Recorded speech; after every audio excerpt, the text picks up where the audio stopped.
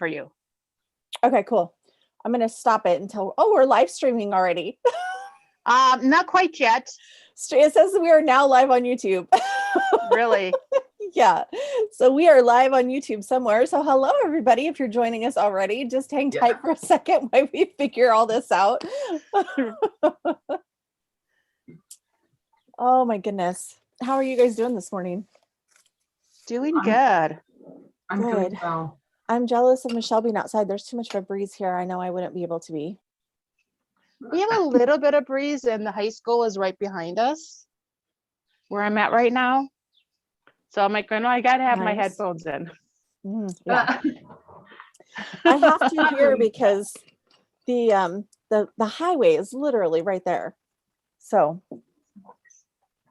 Okay. Good morning, ladies. How are all of you? Morning. We're good. I know we're expecting one more to pop in. Okay, perfect. All right. So we are going to go ahead and get started. We're going to kind of go around in a circle. We're going to introduce ourselves, and we'll just start with Jennifer. If you want to go first, tell us who you are, where you're at in the world, and what do you do? Hello, everybody. My name is Jennifer Lawnberg, and I am always in a different place in the world.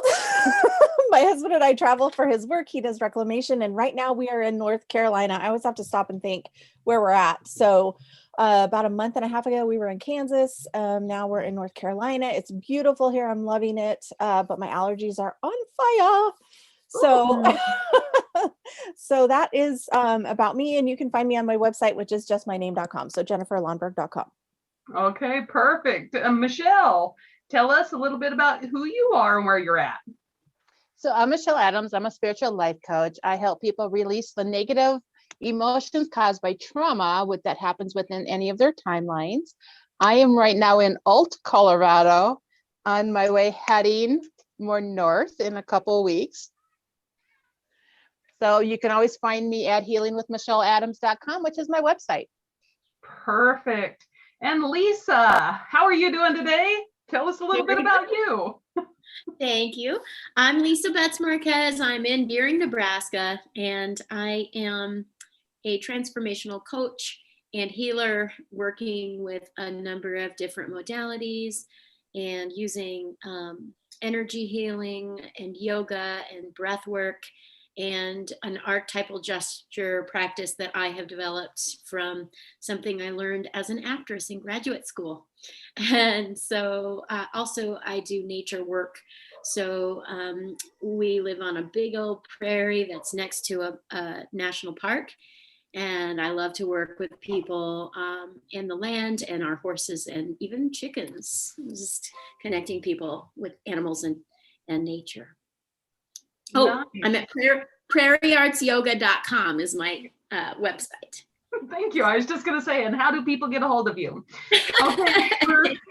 Well, and ladies, okay, so my name is Althea Mitchell. I am the owner of Direct Emotion, LLC. I am in Riverton, Wyoming, and I have the privilege of working with a great group of ladies today, and I'm so thankful for everybody being here. I am trained in the emotion code, where we can quickly identify trapped emotions in the physical body that help you be able to, once you get them released, you're able to start accomplishing things that may be holding you back from reaching your full potential. And so you can get a hold of me at directemotion.com. That is the website, or you can follow me on Facebook at Direct Emotion as well. So ladies, today our general topic is life purpose. Now, this is always a fun topic, is it not? I mean, because of the plain fact that like there's so many possibilities, right? But we have a few questions from people that have been kind of chiming in and following along with us. And so we want to be able to kind of get some information. The very first question, okay, that they have, bless you, Lisa.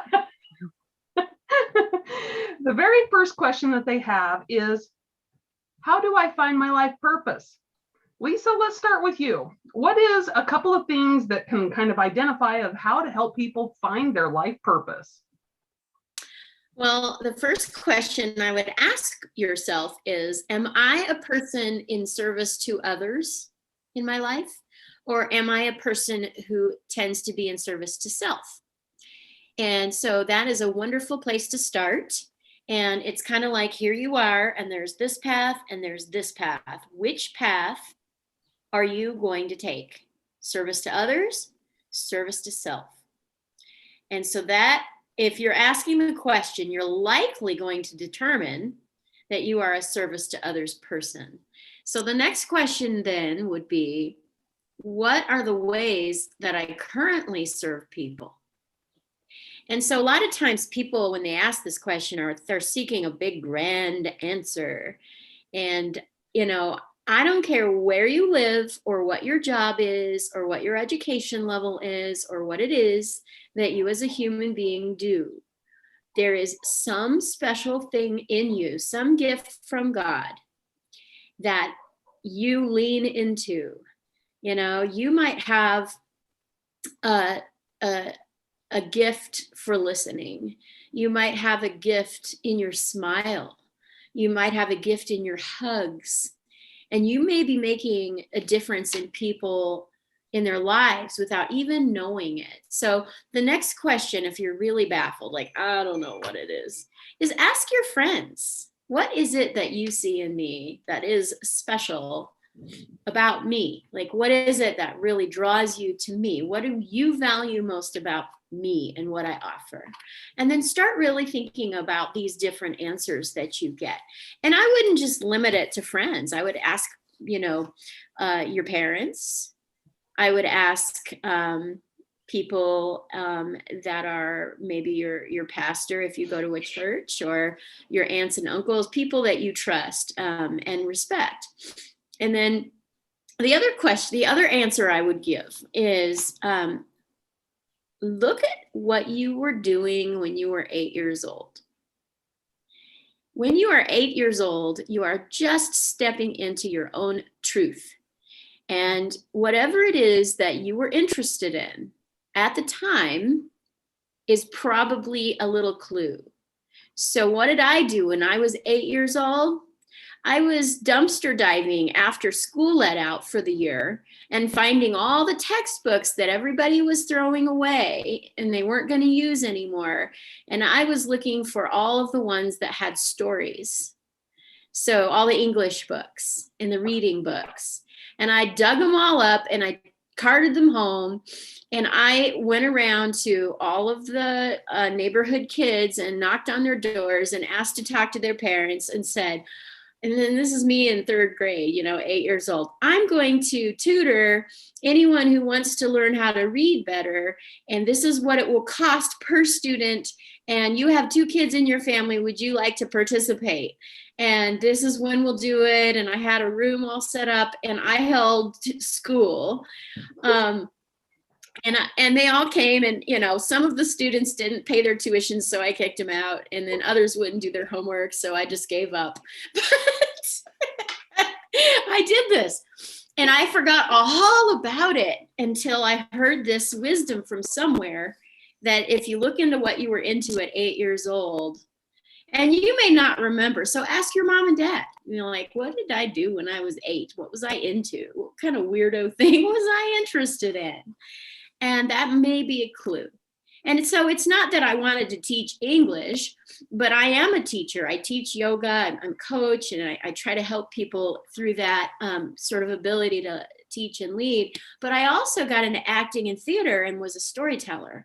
And I continue to be a storyteller, as evidenced how much I talk in these little roundtables. But those are 2 suggestions that I would offer. Very good. Oh, I'm just laughing because at 8 years old, I was playing Eric Estrada's girlfriend. Okay. I bet you were doing a lot more than that, but you don't remember. So I'd ask your mom. It might be fun to find out. Michelle, let's go to you. What are a couple of things that people can do to help them find their life purpose? Well, one of the things like I noticed for me on my journey finding my life purpose was some of the things that Lisa talked about. Like, you need to figure out if you're service for self or service for others. And I know, like, early on, I thought I was going to be like working with younger kids because my childhood was so crappy and I didn't get the love that I needed. And I wanted to give that to others. And then I realized that I was never satisfied because I was trying to serve myself for not getting what I needed as a child. And then as I was doing my healings, I realized like, no, to be service to others, I need to work with adults and helping them heal from their trauma from their childhood, because that's what I needed to do. And so, life purpose does change. I do talk to my clients about, what did you do, as a child that you enjoyed doing? I do not remember what I was doing at age 8. I still was not speaking properly at age 8. So there's that. So yeah, it was just really interesting to find that life journey and that purpose, because you don't just know what it is. You kind of stumble in trial and error throughout it. Well, and I think that's important to understand is that, we go through phases. But Jennifer, what about you? What are some questions that people can ask themselves to help them determine what their life purpose is? So I have a little bit of a different approach. I always have to be the oddball. I'm like, of course I have to be the oddball out here. So here's the thing.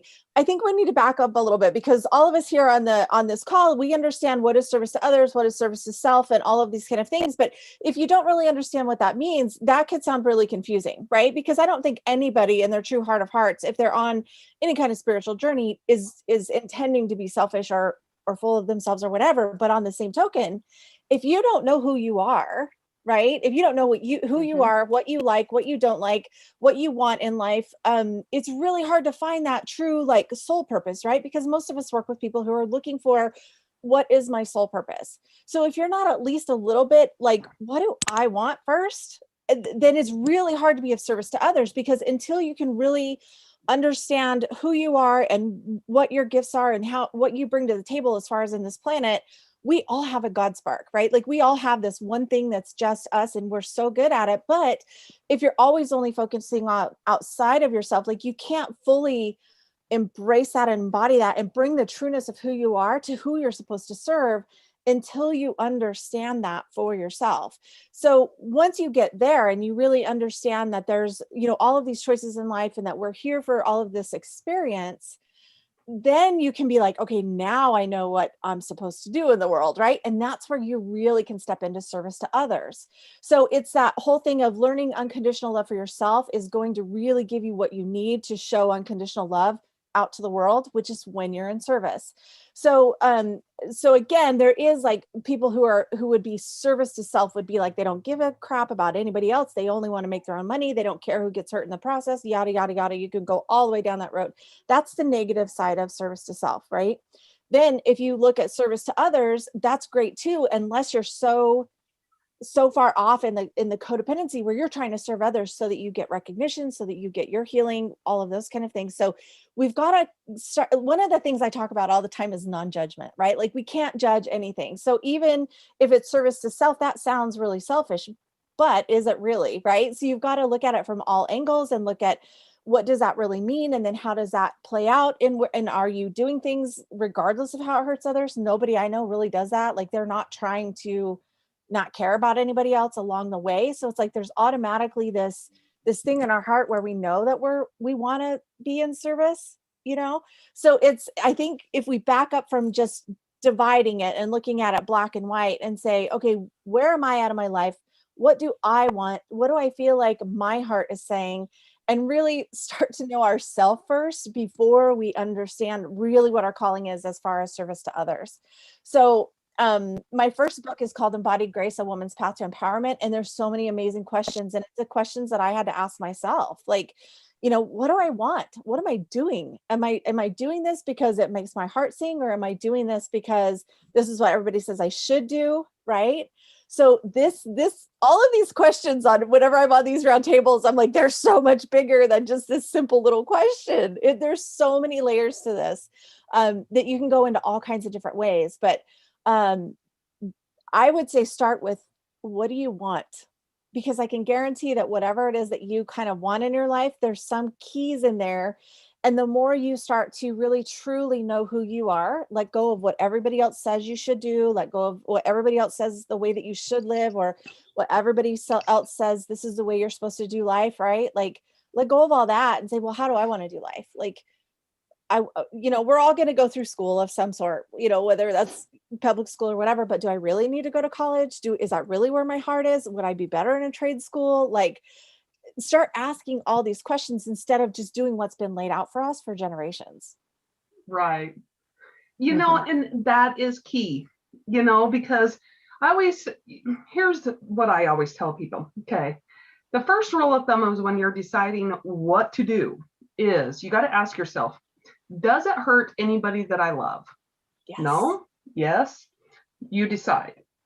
Does it break the law in any way, shape, or form? Because, there's lots of things that in one state are legal, in another state are not legal. So does it break the law where you're at? The next thing is does it break God's law, the universal laws? Because unfortunately, you can get away with breaking the laws of the land, but you don't get away with breaking universal laws, right? And so when you're deciding these things, then I think it's important. You need to ask yourself, is what I'm doing hurting myself or others? Yes, then stop. No, keep moving forward.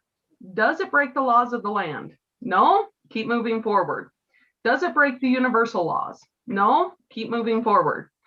That's one of the key things that you can do to decide, how do I find my life purpose?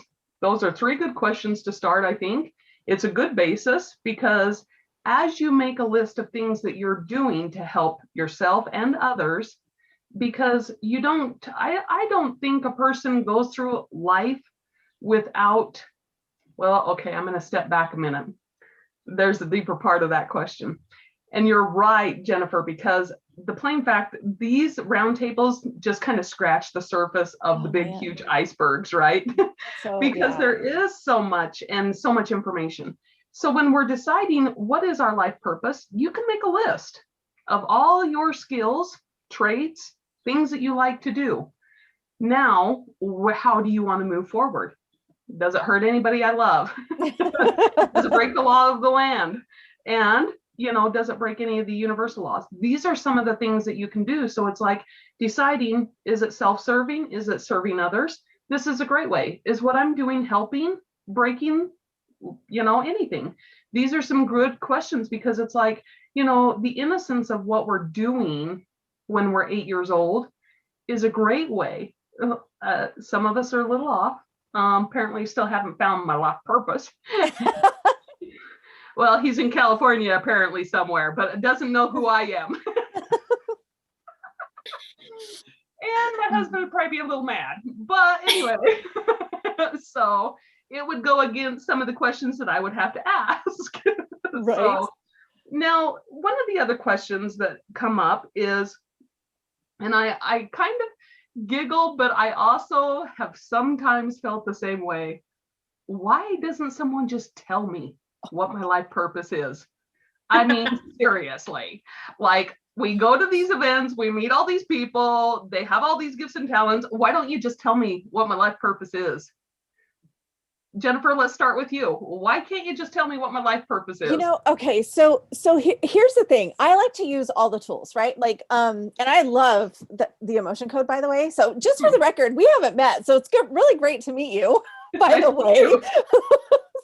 And, it's so funny because there's all kinds of clues, right? So astrology I do help work with people sometimes through astrology. And one of the things that you can do is you can usually kind of figure out an idea of the realm of work that you should do based on your astrology.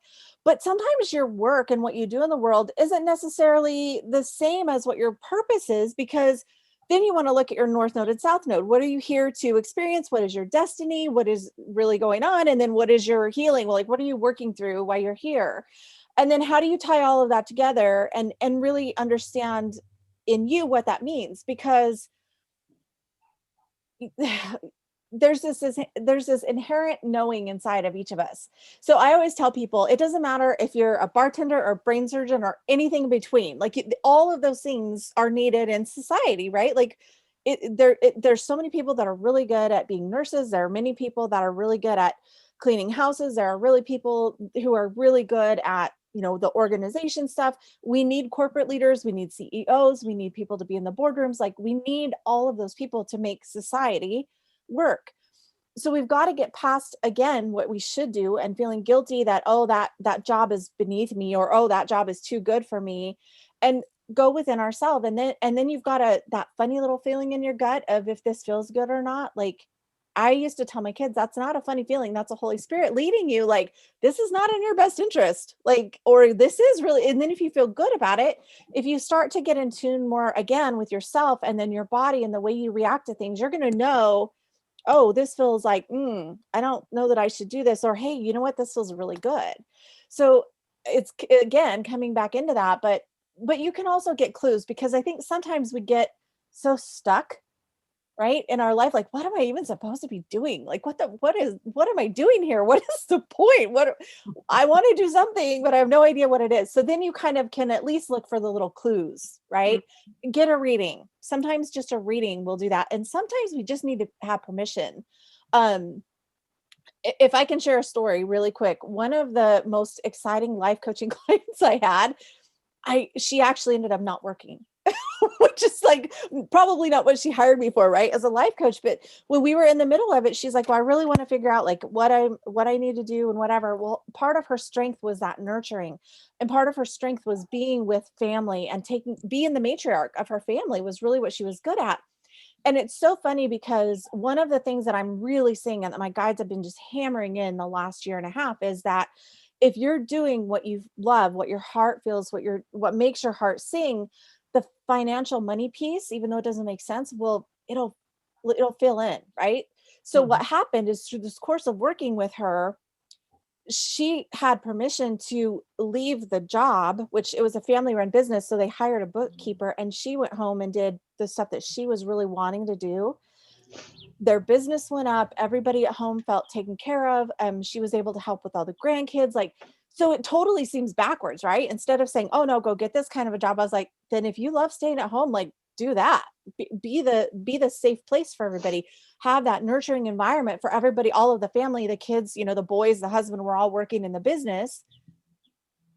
That provided that support and that love and that nurturing that they needed, so that then they could do what they needed to do in the world, right? So like, when you are doing what you're called to do, the rest of it falls in line. And that is really scary sometimes, right? Because you're like, well, how do I give up that income, right? It always works out.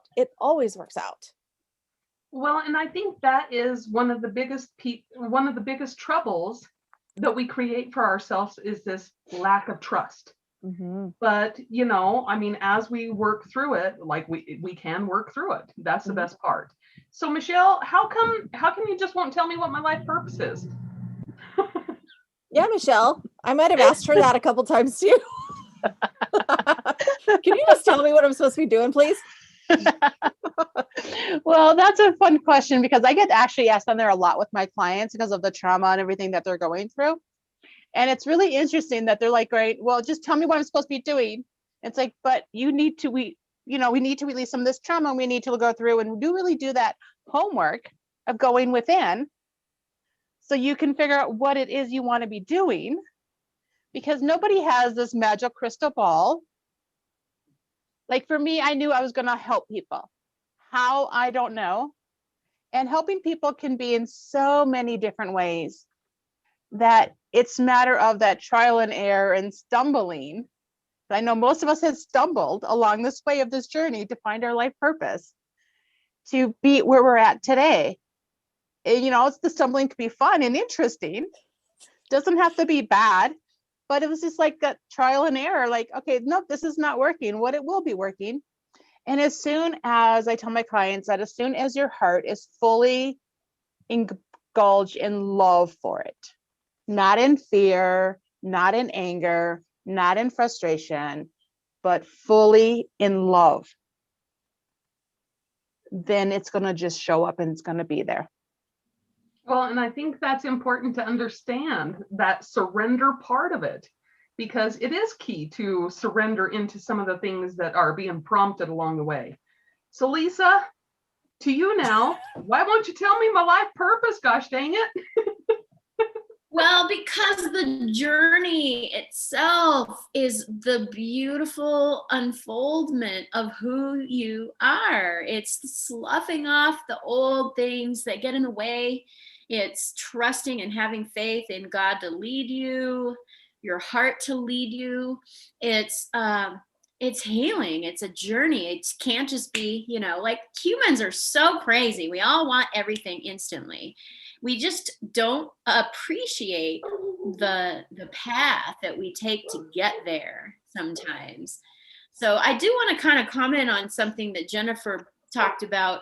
And she was focusing a lot on like jobs, right? And I just want to throw it into the mix that your life's purpose may not connect to your job at all. It might not have anything to do with your job. It may just be that you are a very quiet, kind, and loving person that people feel like they can talk to and unburden themselves. And on your breaks, that's what you're doing. Or on Saturday with coffee and a friend, that's what you're doing. Or at church, you're the person someone wants to visit with afterward or after yoga class or whatever. We often think that our mission has to be grand and big and splashy and up in lights in some way, but it can very, very much just be a very simple, quiet. I remember as a child, I rode the bus to junior high, and junior high, I think is a kind of traumatic time for a lot of people. I think they call it middle school now. It's traumatic. You're going through hormones and all kinds of changes. And I remember getting on the bus at the end of the school day, and the bus driver sometimes was just the biggest source of comfort to me because they were simply kind. They were like that one adult that didn't have authority or wasn't, they had authority, but they weren't, mean or bossy, or they gave me a kind smile. And I always felt like they sympathized with whatever I was carrying in my heart. And I also felt the same about the janitors in the schools. When I would, sometimes feel like I was overwhelmed, I would get my bathroom pass and go and see if I could find the janitor and just say hi and visit for a couple of minutes with him because he was kind and loving and sweet. And I would sometimes tell him, math is really hard today, or, Susie was mean to me, or whatever it was. And he was just simply kind. And then he'd say, well, you probably ought to go use the bathroom and get back to your class. And I'd say, okay. And I'd go. So, God placed that man in the halls of my grade school so that he could clean and provide the service of cleaning. But his service was much more than that. It was kindness and loving care of the little people that would come and seek him out. And I'm not sure if anyone else ever did that, but probably. And so I just want everyone to know that it truly doesn't matter what job you're in. Sometimes you're placed in a job specifically because you will be in a unique position to serve in that capacity that you have. And so there is no hierarchy. There absolutely is no hierarchy that someone who cleans toilets is lesser than someone who's, signing the paychecks.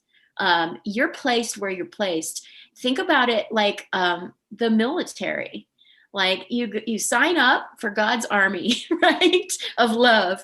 And God says, okay, you have this particular skill and you're going to need to be trained. So I'm going to take you here to go to school, and you're going to study this particular field because I'm going to put that joy in your heart to study acting like they did for me. And it was very painful, and many times it was very difficult for me to be in those programs, to be honest. But I got really strong through it. And then what do I do with it now? I'm able to use a lot of skills.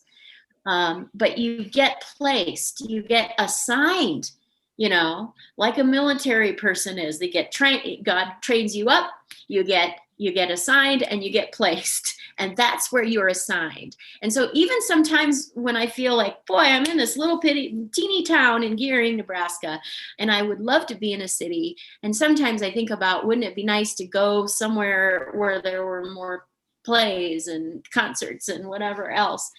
And then I realize, nope, I've been assigned here. This is my mission, and I serve people in my yoga classes in such a sweet way. And do I wish sometimes there were more students? Yeah, but I realize the impact I'm having on the 5 students that come regularly is huge. And so it's not a grand, splashy thing. It is a meaningful, purposeful, beautiful mission. And then those folks go out and magnify whatever it is in their own lives, in their own ways. So I don't know if I answered your question. It's a journey. It's a journey. Well, and this is the one thing that I always find very amazing. Okay, so I have a very large family. Okay, so I get a wide spectrum of everybody. So I had a niece come up to me and she's like, why won't you tell me my life purpose? With all your gifts and talents, why won't you just tell me what it is? And I said, would you believe me if I did? That was my first question, because seriously, like, if you're going to ask me such a direct question and I tell you what it is, will you believe me? And the next question is that I asked her, I said, if I tell you what your life purpose is, will you do everything in your power from this moment on to do exactly what it takes to live that purpose? Because really, what is it? Here's the other factor. I feel like, and this is my perception, my opinion, when people ask, what is my life purpose, and why don't you just tell me what my life purpose is? It really sells you short on both accounts. Because for one, I am not your master, not your parent. You know, till you're 18, my kids learned what their life purpose was every day. But I mean, honestly, if you do not like animals, you probably don't want to be a veterinarian. If you get queasy at blood, you probably don't want to have anything that will do with blood in any way, That's shape, me. or form. Right? I'm not meant to be a nurse. I could not do it. You know, and so, I mean, and if you do not like little children, you probably don't want to teach primary. You know, that is just the ultimate thing. So why don't we tell you what your life purpose is? Everybody is right. It is about the journey. Yes, Lisa. And because we're not God. That's what I say to that. Yes. Because your job is to interact with God, source, the creator, whatever, however you see that, and have that conversation with God, not with me, Right. not with Althea, Jennifer, or Michelle. It's a journey and it's a relationship. And that's what you want to work on. If you really want something to be told to you, that's the conversation and the person, the being to have it with. Right. Well, okay. So do you all remember the Holiday Inn commercials, the Holiday Inn Express commercials? They would wake up and the guy would be in a board meeting and they're like, oh, you're the new CEO? No, but I stayed at a Holiday Inn Express last night. You remember that commercial? It was different things. Yeah. Okay. So when you're discovering your life purpose, it is about the journey. And the reason why is because you don't want a brain surgeon that's going to operate on your brain that stayed at the Holiday Inn Express last night. You need someone who has taken the time to understand their talents, their gifts, and their intuition into what it is that they're learning to do. Now, life journeys and life purposes are a combination of both of those. It is the school of hard knocks. It's the school of brick and mortar. It's the school of learning to love. And most of all, importantly, it is that spiritual knowledge that comes through. So there's a couple of things. I kind of feel like if people tell you directly what your life purpose is, it's kind of funny. Now, with palmistry, actual palmistry, you can get an idea roughly what career choices really you could be good in. But there's many other alternatives to that kind of stuff. You don't necessarily have to be the accountant. Maybe it's helping people just learn math. Maybe you're good with numbers, that kind of thing. So there's several avenues to everything. So the next question that everybody is curious about is, can you change your life purpose? I decided I don't want to do this no more. Can I change my purpose? Michelle, let's start with you. Can you change your life purpose? Oh yeah, totally, definitely. Just because of the fact that as we grow through this wonderful thing called life in school of hard knocks, we learn who we are and we have a more understanding of what we want, what we desire, what path we're on as we get older. And so maybe staying in that first one that we chose is no longer fitting us because it's no longer going to get us what we desire. And so then it is really time to take a look and change on what the purpose is going to be and who we're serving. So that way we can acquire what we truly, truly desire. I think that is so important, because recognizing when we're changing. Jennifer, let's jump to you. How can you change your life purpose? What are some thoughts on that? I would say absolutely. I mean, so here's the thing. I mean, we all have a uniqueness to us, right? And that uniqueness changes the more we learn, the more we know, the more we experience. We're here. I mean, I'm not even remotely who I was 10 years ago, right? So what I did 10 years ago or who I was 10 years ago may not even totally align at all with who I am now, because of all of the changes, the growth, the difference in the way you express yourself, the way you understand yourself more. But I will say that if love is what you're looking for, right? Like if we could simplify this whole entire conversation down to one thing, it would be, well, actually two. What if the entire purpose is just to have gratitude and love? What if that's it? What if that would be, like, how simple could that be if love and gratitude was the purpose? How would that shift how you live your daily life? How could you then be like, you know what, I really actually enjoy this job? Or how would it be to say, I really enjoy who I am. And I love that I, talk to my neighbor. And I love that there's so many different things. Like, if you just boil everything down to what if the purpose is to have love and gratitude and to express love and gratitude, then what? My power would get shut off. No.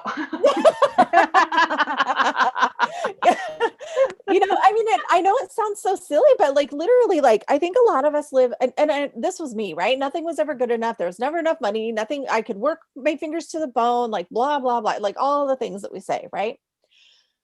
The more you discover yourself and the more that you, especially for those of us, I mean, if somebody's watching this, they're probably on some kind of spiritual journey. They're not just going to go, oh, I'm going to go talk to those psychics and mediums today. But they're probably on some kind of a spiritual journey. So like, if you look at it from that space and say, okay, what if on the spiritual journey, the truth really is love and gratitude. And then you can start, well, how do I think about my job? Am I complaining about it all the time? Do I really hate it? Does it really make me feel sick? Because if it does, I better find a different job. And what if working at I don't even know what the little shops around here, I'm thinking of like Loaf and Jug, like a gas station. Like, what if being a clerk at the gas station, I can make the money I need to pay my bills, pay my rent, and then I get to do whatever I want to do the rest of the time, right? So then you have this new appreciation and this new gratitude for this job that maybe you didn't think you liked. Or maybe, like, I was just talking to a lady in another group where she's actually taking a pay cut, like a $15,000 a year pay cut, because it aligns with her more in her heart. Because again, for like a year and a half, my guides have been saying, get your heart and your head in congruency. We have to start living from that space, the heart space, the love space. And again, whenever, I think Althea, you said the surrender, right? Like, that was a game changer for me when I finally said, you know what, you did this, you show me what you want me to do next. And I live every single day like that. Like, okay, what am I doing today? What order am I doing them? I'm like, I'm trusting divine guidance. If I have a to-do list, I don't even start the to-do list until I do a meditation and gratitude practice and say, what makes sense to do first? And I trust my inner guidance, that gut feeling, your guides and angels, God, source, universe, like whatever, but you trust the energy and how it feels and where it flows. And when you do that, I mean, obviously, if you have a job and you know you have to be there at this time and that time, then you work around that. but as much as you can be in that divine flow, it'll literally change your life. Well, and I so agree with that. I really do. And Lisa, what are your thoughts? Can you change your life purpose? Totally agree with Jennifer. And I want to divorce this whole idea that your job is connected to your mission. Not necessarily. Okay. Your job is placing you in a position and perhaps surrounding you with the people that you're there to serve. But what you do is not the mission. Mm-hmm. It may be that it is aligning with the mission. It may be that you're just there and able to reach the people in the loving and grateful ways that Jennifer talked about. So if you're in a job right now and you hate it, okay, I would encourage you to start sitting, closing your eyes, breathing, and thinking, okay, God, you have placed me in this job, or I am in this job. If I am supposed to be in this job, what am I missing? Where are the areas where I could shift and I could be giving more of myself, and I could be making a difference in the people's lives that I am surrounded by in this job? Like, where are the places that I'm missing the boat here? Show me, please. Help me understand. Or one thing I have done when I've been stuck in a job that was no longer bringing me joy or pleasure, I would ask God to increase my enjoyment of the job. And if that couldn't happen, then I recognized it was time to leave and find something else. And I know what I'm talking about. I owned a newspaper. I ran a newspaper for 7 years. I was the publisher, the ad salesperson, the designer. I laid out the pages. I directed the stories and the reporters, and I was like very involved. And I thought that because I could put things on the pages for people to read, that I could help the world in some way by getting people to think differently, by writing columns about loving people and in different topics than you typically see in a newspaper. And then when it became clear that it was this overwhelming, stressful thing, and it was destroying my health, and I couldn't be happy and joyful with it anymore, I asked God to please increase that. Well, it didn't happen. And finally, I realized, okay, we're selling it. We're selling this paper. Nobody wanted to buy it. No one had the guts to go up against the big newspaper conglomerate that we were competing against in our town. And so what did I finally do? I closed it down and I walked away. I lost the money I might have hoped for in selling it, but I thought, my freedom and my joy is more important. And so I totally shifted, and I went and got teacher training for yoga, started teaching yoga, just outed myself as a transformational healing type person that you see today. And everything is totally manifesting and unfolding the way it should. And I think it was Jennifer who said, or somebody who said, that when you start aligning with what is true and what your mission is, God will make sure that you're not starving. There will be ways that resources and abundance flow into your life. And even if you do with less, one of the things I did is I determined that I was going to be comfortable with used cars, that I wasn't going to go buy brand new clothes every weekend or every quarter or whatever, and that I was going to simplify my life so that I didn't have a need for all the money and the resources that I was used to. Because guess what? That's a burden anyway. Do with less, make your life more humble if you can, and wait upon the Lord to tell you, guide you, and direct you. And you will be surprised at how much more joy that you will have in your life.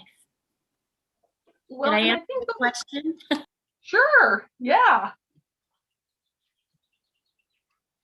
Well, and the thing about it is it's like when we are determined, you have to determine, which is one of the reasons why you're asking, can I change my purpose, right? There's something going on that has caused you to get out of the rhythm. Now, this is where I think a lot of people expend too much energy. And I found this very fascinating when I understood this concept of the law of rhythm. A person, okay, it's like listening to the train go by, that click, click, click, click, click, click, click. It's got a rhythm. If you try to work against the rhythm of the click, then you're going to feel very taxed, very restrained, very upset, very irritated, that kind of stuff. When you think about the heartbeat, okay, it is the source of life, right? It's got a natural rhythm to it. What happens if the heart gets out of rhythm? Like nothing else matters than getting that rhythm back into place, right? Anybody that's had an anxiety attack, a panic attack, a heart attack can tell you that the most important thing in life right at that moment is getting that heart back into rhythm. The breath of life, you need to have that rhythm. What happens when you start fighting it? What happens when you start getting upset at it? This is what causes you to question your life purpose. Am I hitting it? Am I blah, blah, blah. It causes me to tie my shoes together and then run as fast as I can, which we all know where that goes.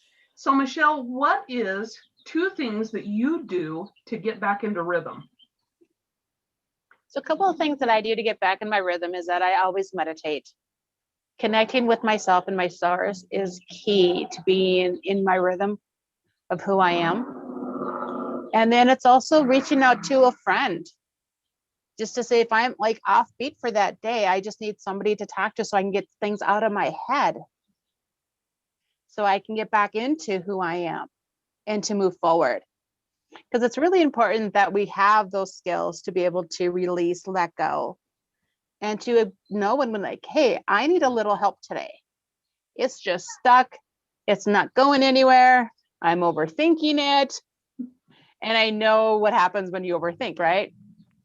It starts to go down that realm. So it's like, going for me, if I can get it out of my head, then I can stop overthinking about it. And my logical and my heart goes, well, that's not acceptable. We can stop this right away. And then it just all ends.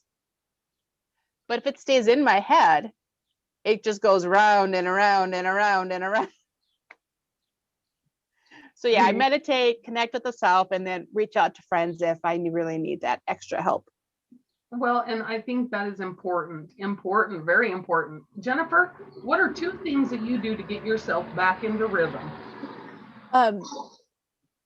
I also do meditation. That's one of the things I do, by getting outside, like just go for a walk around the block, just get outside, sit by a tree, like sit in the front porch, like whatever you got to do just to get outside. That is one of the things for me that always works. I think that is very important to connect with the nature. You know, it just is. And I think, well, even Michelle, she's sitting outside today, connecting with the nature.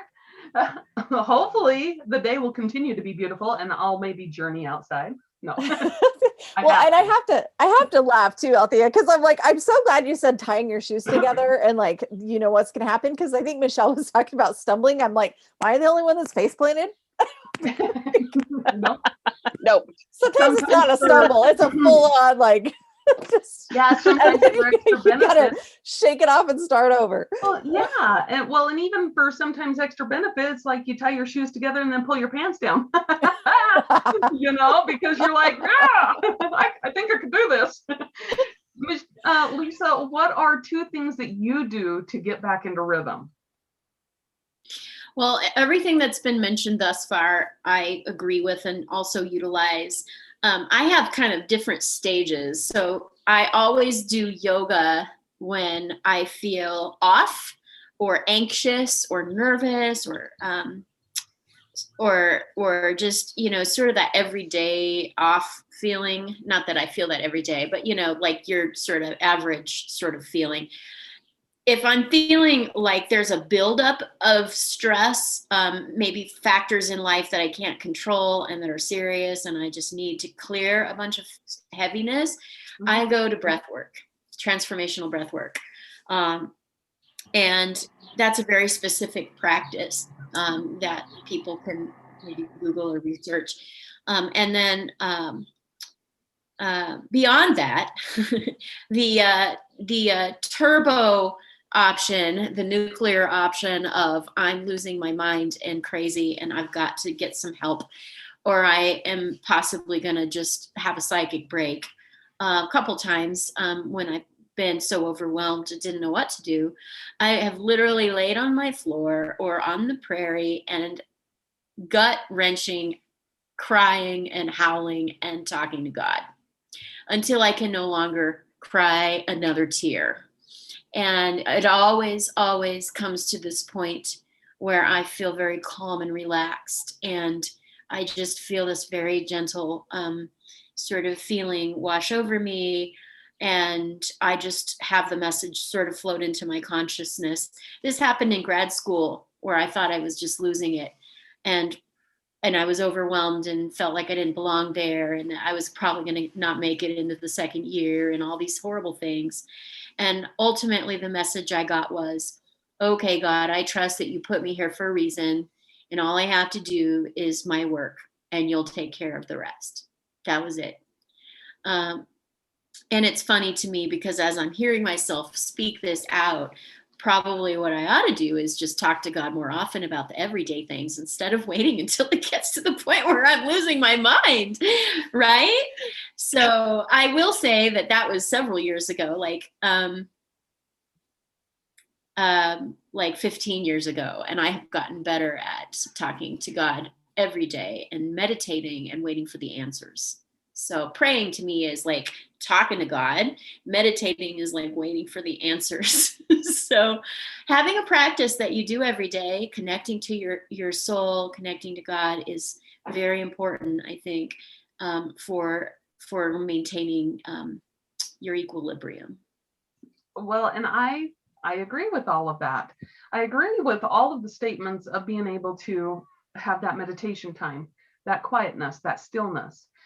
Because when the world is chaotic, when we feel the pressures of life, you cannot hear what needs to be done.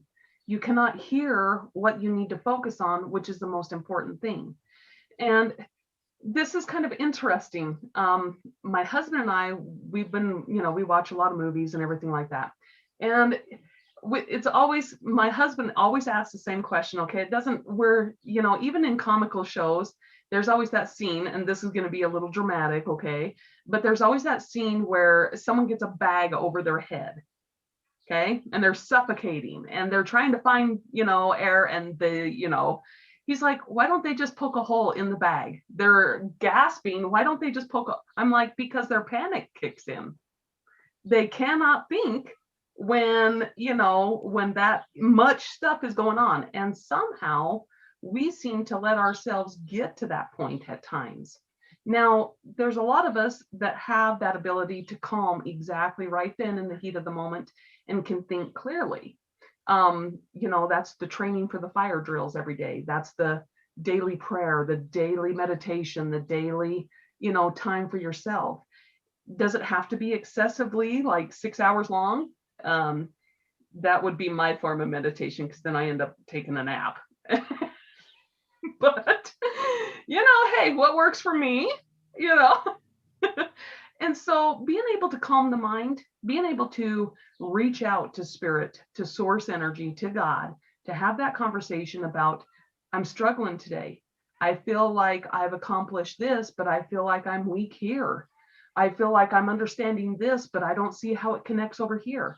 Being able to pray with real intent, to get that intention of living with intention, I think is key to figuring out life purpose, understanding it, creating it, changing it is intention. And I think the more that you can get intended to do things, the better off you are. Now, ladies, we're coming to the end of our session today and our roundtable. This is going to be kind of fun and kind of a new little thing I'm going to try here.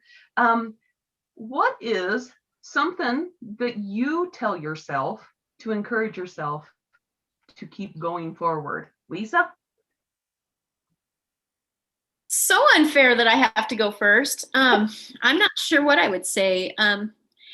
I I'll be really honest with you. I feel a very common sense of myself being in alignment with where I am and what I need to be doing.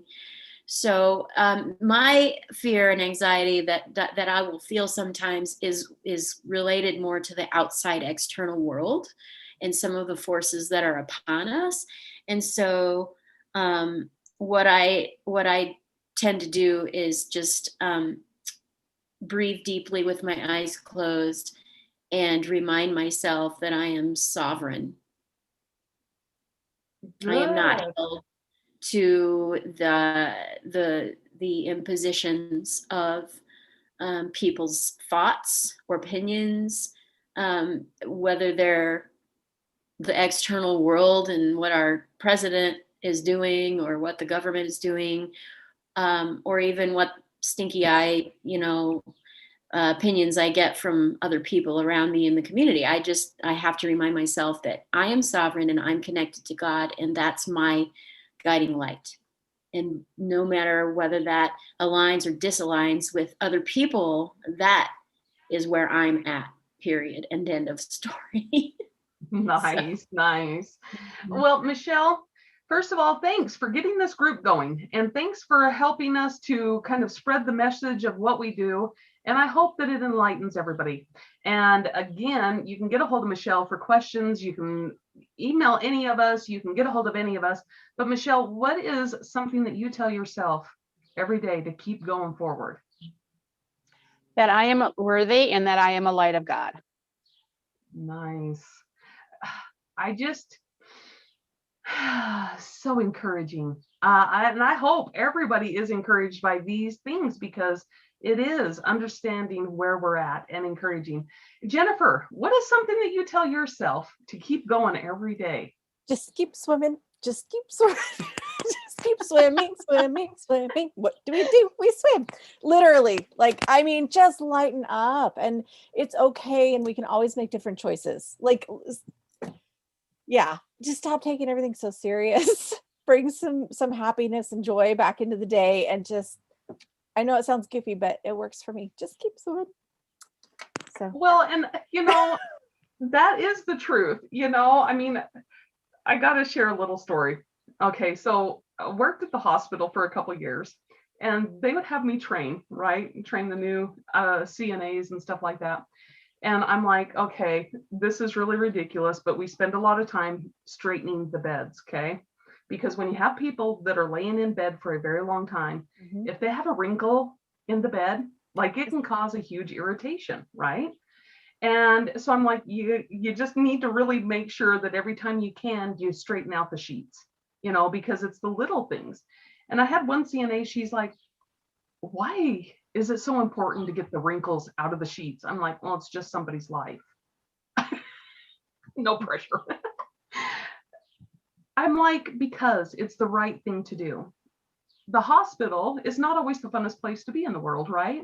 right. And people are like, supposed to heal, and you're bugging me every 4 hours. I'm like, well, I get paid to do it.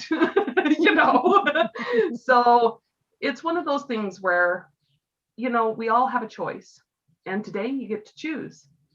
You're going to experience life happily or very miserably. I choose very sarcastic. That seems to be my rhythm, is that I get to choose to be sarcastic a lot of the times. And it's one of the funnest ways, because I cannot learn when it's so serious, when it's just somebody's life, Right.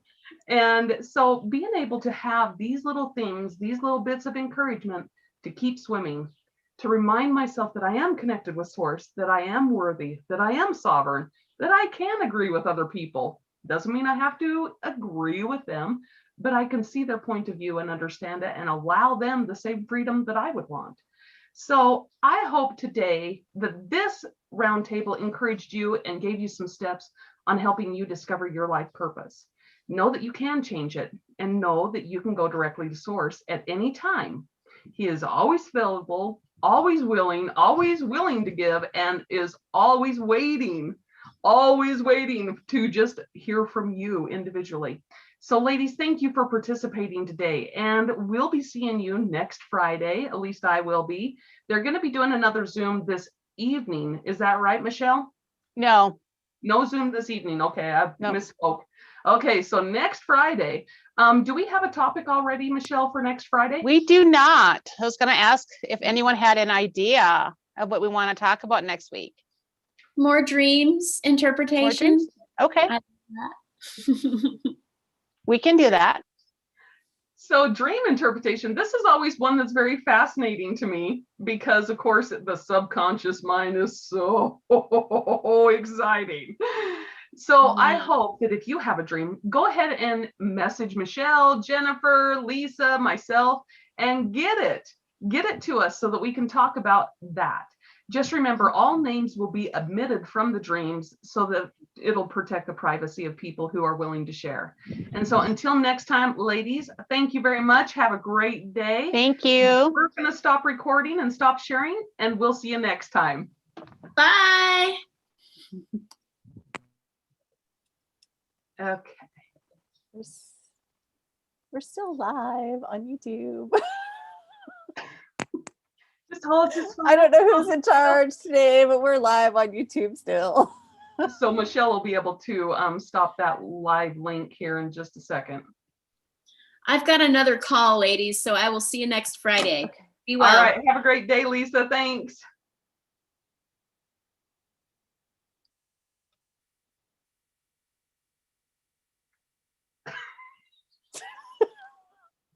We're still on live.